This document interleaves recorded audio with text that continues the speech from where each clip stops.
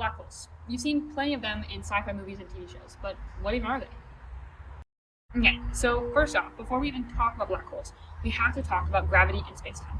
According to Einstein's theory of general relativity, spacetime is kind of like this blanket right here next to me. So let's imagine that this ball is a star, or really any other celestial body. And as you can see, once it's placed on the fabric of spacetime, the spacetime curves around it.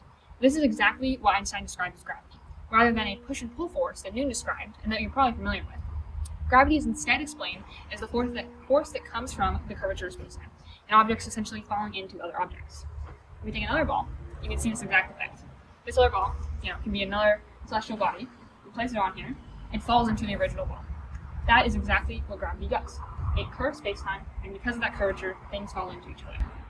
So, if we apply the same concept to black holes, if you place a black hole onto this plane of spacetime, it would have so much mass that spacetime would curve so extremely that the speed needed to escape the black hole exceeds the speed of light, meaning that nothing that enters the black hole, not even light, can escape.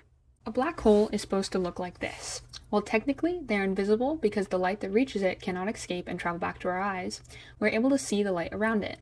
This is also how we are able to detect black holes using radio telescopes. The point at which stuff officially crosses into the black hole and cannot escape anymore is called the event horizon. The point at the very center of the black hole, where everything is crushed into an infinite density, is called the singularity. This part right here around the black hole is called the accretion disk, and is where gas and dust is orbiting around the black hole so fast that it gives it this orange ring. So how does a black hole form? Only really big stars can become black holes, because at the end of their lives, the force of gravity pushing inward needs to overcome the force of nuclear fusion pushing outward, and this causes the center of the star to collapse.